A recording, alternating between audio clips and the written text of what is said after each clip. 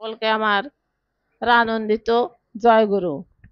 কমজাদা করে DP work তো সবাই মনে হয় শুনেছে, সবাই ডিপি ওয়ার্ক সম্বন্ধে অনেক কিছু জানে। বিশেষ করে এখানকার মায়েরা গিয়েছিল গত বছর ঠাকুর বাড়িতে, সেই মায়েরা তো আচার্যদেবের সান্নিধ্যে বসে সবকিছু শুনে এসেছে। সেই হিসাবে আমরা যদি তেমন করে চলি তবে মনে হয় আমরা আরো থেকে আরোতর হয়ে উঠতে পারবো।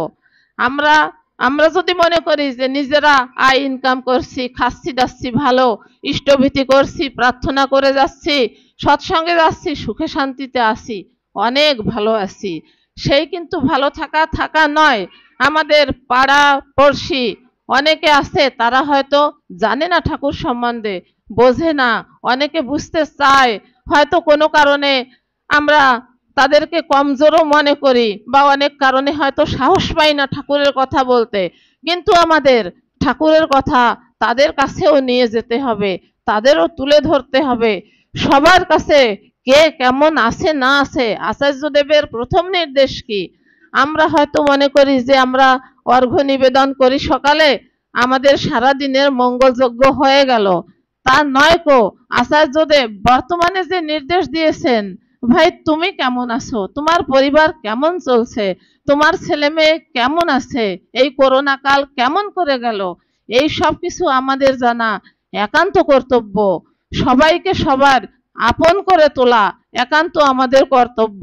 আর ঠাকুর তো প্রথমতই বলেছেন, ভাববাণীতেও আছে, প্রেম প্রেম, শুধু প্রেম। কালকেও ভাববাণীর সামান্য একটু পড়লাম, তাতে শুধুই লেখা আছে প্রেম প্রেম আর প্রেম। যা কিনা দিতে আমরা অক্ষম, আমাদের হৃদয় ভরা কিন্তু প্রত্যেকের প্রেম আছে, আমরা দিতে কিন্তু অনেকেই কঞ্জুসি করি। তাই নয়, বিনা পয়সার জিনিস তো, তা আমাদের দিতে হবে। সবাইকে যদি আমরা ভালোবাসতে শিখি, ঠাকুরের চরণে মানুষ আপনা আপনি চলে আসবে। যখন দেখতে পাবে যে সত্যি ঠাকুর অনুকূল চন্দ্রের চরণাশ্রিত হয়ে তারা এমনি করে সংসার করে, স্বামী সেবা করে, সন্তানদের সেবা করে, শ্বশুর শাশুড়িকে তারা দেখাশুনো করে, ভালোবাসে, বা পাড়া পড়শির বিপদ আপদে তারা যায়, যোগদান করে, এই সব কিছু দেখলে মানুষ আপনা আপনি আকর্ষিত হবে। কার প্রতি আকর্ষিত হবে? ঠাকুরের প্রতি। দেখা যায় কি, আমরা যদি কেউ খারাপ ভাবে চলি, মানুষ কিন্তু আমাদের বলে না, বলে কি ওই সৎসঙ্গী ওই মেয়েটা ও এমনি করে চলে। বা কোনো একজন কৃষ্ণ মন্ত্রের লোক যদি কিছু করে, ওই তিলকমালা জপ করে সে এরকম করে, মানে সাধারণ মানুষরা এমনি করেই বলে। তাই ঠাকুরকে বাঁচিয়ে, ঠাকুরকে মাথায় করে রেখে আমাদের তেমন ভাবে চলতে হবে। ইষ্টভীতির কথা তো পরে আসবে। ঠাকুর কি বলেছেন? আগে অকপট হও। ভিতরে যদি আমাদের কপটতা থাকে, তবে আমাদের ধর্মরাজ্যে যে প্রবেশ করার যে অনুমতি, তা কিন্তু আমরা পাবো না। দেখা যায় বিভিন্ন জায়গায় আমরা অ্যাডমিশন নিতে গেলে আধার কার্ড লাগে, প্যান কার্ড লাগে, রেশন কার্ডের জেরক্স লাগে, ট্যাক্স পাওতি লাগে, অমুক তমুক কত কিছুই না লাগে। তা আমাদেরও ধর্মরাজ্যে ঢোকবার জন্যে চাই অকপট হওয়া, সরল হৃদয় নিয়ে যখনই আমরা তার শ্রীচরণে আশ্রয় গ্রহণ করব। ইতিপূর্বে যে মায়েরা ইষ্ট প্রসঙ্গ করলো, এই তো ডিপি ওয়ার্ক। এই যে ছোট্ট বাচ্চাটা গান করলো, এই তো ডিপি ওয়ার্ক। আজকে দাতারাম মন্দিরে হয়ে গেল, এইটুক ছোট্ট একটা বাচ্চা, সে তার ঠাকুর দাদার সঙ্গে হাত উঁচু করে নাচলো, কীর্তন করলো নেচে নেচে, এই তো আমাদের ডিপি ওয়ার্ক। আমরা যদি এমনি করে ছোটদের গঠন না করি, তা কোথায় যাব আমরা? রবীন্দ্রনাথের একটা কবিতা আছে, আজকে তুমি যারে দেখতে পাচ্ছ নাক দিয়ে ঝোল পড়ছে, চেটে চেটে খাচ্ছে নাকের ঝোল, সে একদিন এমন হবে, তোমার বৃদ্ধ বয়সে তোমার নাক দিয়ে জল পড়বে, তোমার মুখের ভিতরে যাবে, তোমার কিন্তু মোছার হুঁশ থাকবে না। আর ওই ছোট বাচ্চা, সেই বাচ্চা তোমার সেই নাক মুছায় দেবে। তা এই হচ্ছে জীবন, এই হচ্ছে জগৎ, এই হচ্ছে আমাদের ডিপি ওয়ার্ক। ঠাকুর বলেছেন, ধরো, করো, হও, পাও। এই যে আমরা ইষ্টভীতি অর্ঘ্য নিবেদন করি, আমরা জানি না যে ইষ্টভীতি অর্ঘ্য কি জিনিস, এর যে উপকারিতা কি।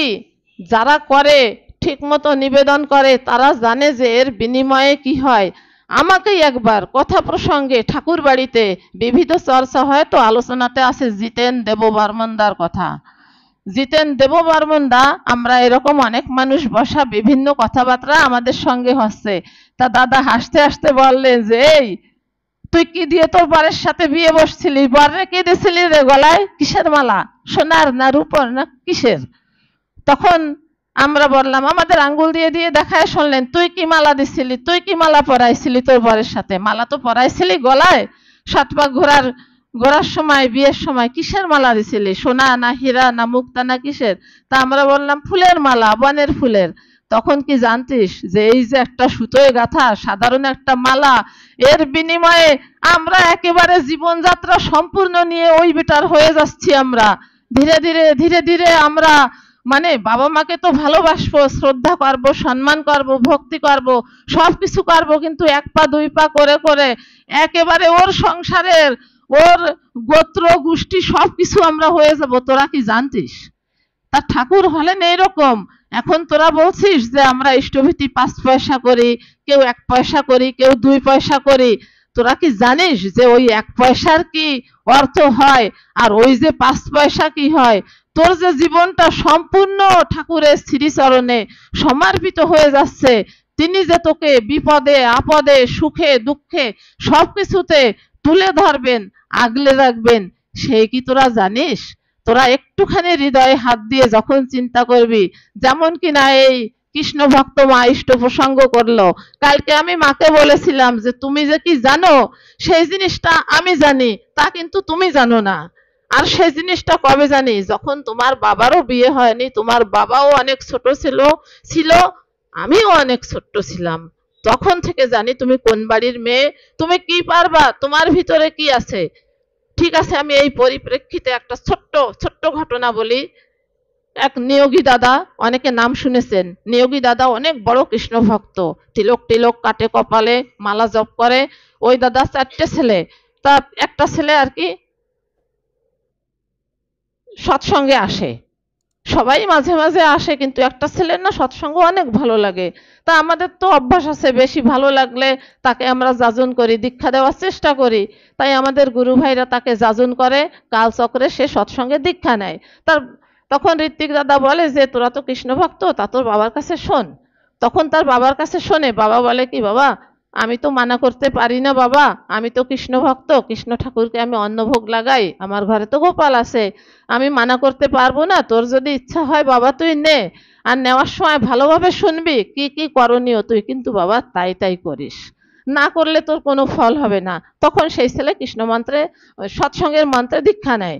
দীক্ষা নিয়ে সে সবকিছু পালন করে, করতে করতে দেখে ভালো লাগে। তখন ওর ওর কাকিমা বলে যে খোকা আমি কি একটু নিতে পারি এই দীক্ষা? তখন ও ঠাকুর বাড়ি শোনে যে আমার কাকিমা একটু নিতে চায়, নিতে পারবে? তা হ্যাঁ পারবে। কাকিমাও নেয়। কাকিমার নেওয়া দেখে কাকিমা ইষ্টভীতি করে, প্রার্থনা করে দেখে তার কাকাও ধীরে ধীরে, তার কাকাও বলে যে বাবু আমার একটু তুই ঠাকুর বাড়ি নিয়ে চল না, আমারও নিতে ইচ্ছা করে। সেও নেয়। এমনি করে করে পুরো পরিবারের সবাই দীক্ষা নেয়। আর ওর বাবা বলে কি, আমি কিন্তু নেব না রে বাবু, আমি যদি সত্যিকারের প্রাণপণে কৃষ্ণ ঠাকুরকে পূজা করি, কৃষ্ণ অর্চনা করি, তা আমাকে একদিন কৃষ্ণ ঠাকুর দয়া করেই সৎনাম দিয়ে দেবেন, আমার নিতে হবে না। আমি তো নেব না রে বাবু, আমি গোপালকে অন্নভোগ দেই, কেমন করে নেব? এখন এমনি করে দিনের পর দিন চলে যাচ্ছে, তাদের বাড়িতে সৎসঙ্গও হচ্ছে মাঝে মাঝে, তার বাবা কখনো নিষেধ করে না, অনেক ভক্তি সহকারে সবাই করে, সৎসঙ্গ পালন করে, আর সে কৃষ্ণ ভক্তিও করে চলেছে। এখন হঠাৎ একদিন সকালে উঠে বলে, খোকা বলেছিলাম না, পেয়েছি রে বাবা, আমার জীবন সার্থক। আজ আমাকে ওই যে সাদা পৈতে গলায় ধুতি পরা তিনি আমাকে মন্ত্র দিয়ে গেছেন। তখন ছেলেটার বিশ্বাস হয় না, ছেলেটা বলে যে বাবা তাই?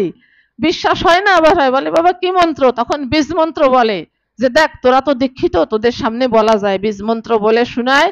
শোনানোর পরে ওরা সবাই অবাক হয়ে যায় যে এ কি।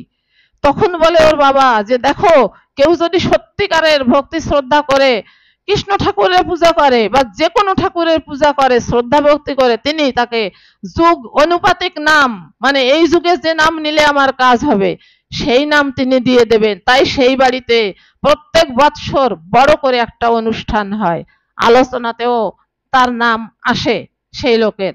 এই ইনি হচ্ছেন আমাদের ঠাকুর। আর এই হচ্ছি আমরা সৎসঙ্গীরা। আমাদের এমন ভাবে চলতে হবে যাতে আমরা পাড়াপড়শির বিপদে আপদে বুক পিঠ দিয়ে ঠেলতে পারি, অগ্রসর হতে পারি, পুরো পরিবারের মতন মনে করতে পারি। এমনি করে চললে মনে হয় আমরা আমাদের জীবনে সফল হব। ঠাকুরের মুখে, শ্রী শ্রী আচার্য দেবের মুখে আমরা হাসি ফোটাতে পারবো। এইটুকু বলে, আমি তো অনেক কিছু জানি না, যেটুকু জানি বললাম। সবার মঙ্গল প্রার্থনা ঠাকুরের শ্রীচরণে নিবেদন করে এখানেই সমাপ্ত করছি। সবাইকে জয় গুরু। মাসে উনি তো আবির্ভূত হয়েছিলেন 1301 সাল 14ই শ্রাবণ রবিবার কৃষ্ণ দ্বাদশী তিথিতে পাবনা জেলায় ধোবাদহ গ্রাম মা আবির্ভূত হয়েছিলেন। এই শ্রাবণ মাসটা নিয়ে তাই আমরা সকলে মেতে থাকি, আনন্দ ফুর্তি করি সবাই। অনেক মায়েরা আসছেন শ্রাবণ মাসে, এই যে দেখে খুব সুন্দর লাগে। তাই এই শ্রাবণ মাসে আমাদের সব সময় মানে মন্দিরে আসার জন্য মনটা ব্যাকুল থাকে। সকাল থেকে কি করছি মনের ভিতরে থাকে একটা, যে আমরা কখন মন্দিরে যাব, মানে ঠাকুরের নামটাই মনের ভিতরে থাকে। আর বাকি কয়েক মাস তো ওই সপ্তাহে 2 দিন আসায় সেই সময়। তাই এরকম যদি আমরা সব সময় বড় মাকে ঠাকুরকে সবাইকে নিয়ে যদি মনের ভিতরে চলতে পারি তাহলে খুব ভালো হয়। বড় মা ছিলেন খুব সংসারী। ঠাকুর যখন যা চেতেন তখন তাই এনে দিতেন, সমস্ত সবকিছু গুছিয়ে রাখতেন। আমরা তো জিনিসটা রেখে ভুলে যাই, কোথায় রাখি, পাই না, এ করি না। কিন্তু বড় মা এমন ভাবে সুন্দর করে রাখতেন, গুছিয়ে রাখতেন, যে যখন যেটা বলতেন তখনই সেটা এনে দিতেন। ঠাকুরের কথা কখনো অমান্য করতেন না। তার কারণ তিনি বলছেন, এক জায়গায় বলছেন যে এখন সময় আছে, এখন তো করার দিন। যখন আমরা শরীরে আমাদের সাথ দেয় না তখন আমরা কিছুই করতে পারি না। এই যে আমরা আসি মন্দিরে, মাতৃ সম্মেলন হোক, সৎসঙ্গ হোক, এখনো পারছি তাই আসার চেষ্টা করছি বা আসছি। যখন আমাদের না পারবো, কোনো অসুবিধা বা অপারক হয়ে যাবে, তখন তো আসতে পারবো না। এই জন্য আমাদের সবাইকে চেষ্টা করার দরকার আসার। আর এই যে এখন যেমন আসছি আমরা মায়েরা, এরকম যে সারা বছর আসার চেষ্টা করি একটু, তাহলে হয়তো আসতে পারি, খুব ভালো হয় আসলে। তাই এই যে ঠাকুর বলেছেন যে কিরকম আমাদের নাম কিরকম করতে হবে বা কিছু, ঠাকুরের সঙ্গে যে মায়েরা ঘোরাফেরা করেন, তামাক সাজা, জল দেওয়া, এ করা ও করা, তখন একদিন এক মাকে ঠাকুর বলছেন, তুই দীক্ষা নিয়ে কি পেয়েছিস? তা মা তো তখন ঠাকুর দিকে তাকাইয়াই আছে, বলছে, আমি কি বলবো ঠাকুর, আমি কি পেয়েছি? বলে, না তুই বলবি কি পেয়েছিস। তারপরে কিছু দূর এগিয়ে গেছে, মায়েরাও পিছে পিছে যাচ্ছে। তারপর আবার বলছে, ঠিক আছে তুই বলবি, তা আজকে না পারিস 3 দিন পরে বলবি। তখনও মা বলছেন, আমি কি বলবো? বলে, ঠিক আছে তুই কারো কাছে জিজ্ঞাসা করবি না, তুই নিজের থেকে 3 দিন পরে বলবি। এখন মা তো ঠিক আছে। এখন ওই মায়ের আর দিনের মধ্যে কোনো কাজ, খাওয়া, ঘুম এক প্রকার বন্ধ হয়ে গেছে বললেই চলে। কেন কি ঠাকুর বলেছেন যে দীক্ষা নিয়ে আমি কি পেয়েছি বলতে হবে, আমি কি করে বলবো, কি বলবো? মন্দিরে যা ঠাকুরের ওখানে যায়, প্রার্থনা করে, সকাল বিকাল যায়, আসে, প্রণাম করে, এ করতে করতে 2 দিন কেটে গেল। মায়ের তো চিন্তায় যে আমি কি বলবো ঠাকুরকে।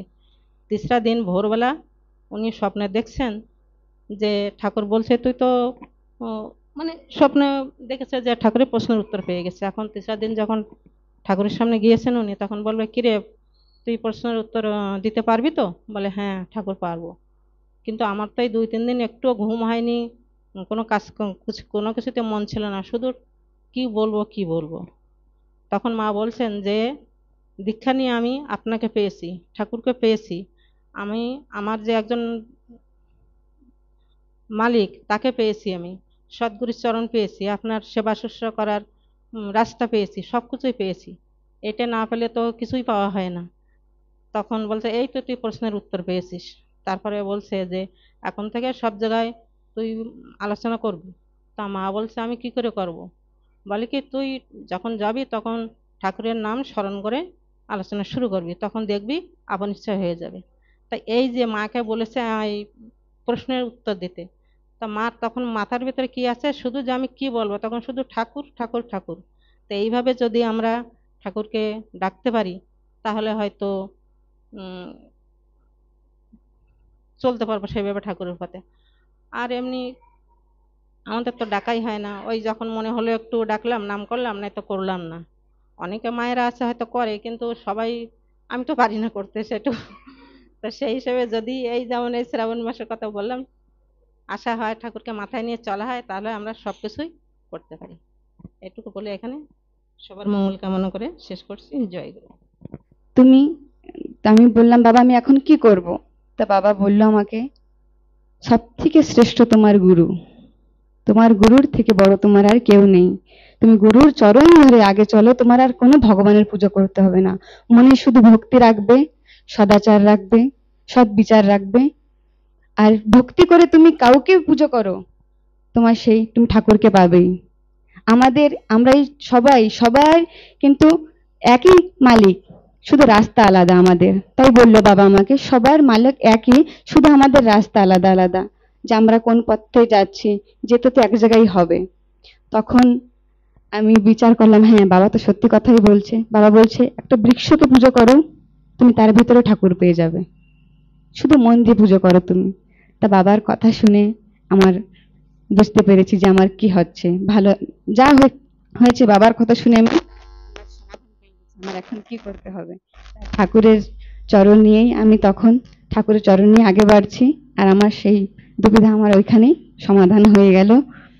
তাই তখন থেকে আমি, যে আমার মনে ছিল যে আমার অমঙ্গল হবে, শায়দ আমি এই ঠাকুরের নাম নিচ্ছি অমঙ্গল হবে, ওই ঠাকুরের নাম নিচ্ছি অমঙ্গল হবে, তখন আমি ঠাকুরের চরণ নিয়ে আগে বাড়ার পরেই বুঝতে পেরেছি যে না, আমার অমঙ্গল তো হচ্ছে না, আমার তো অমঙ্গল হচ্ছে না, আমার তো ভালোই হচ্ছে, খারাপ তো কিচ্ছুই হচ্ছে না।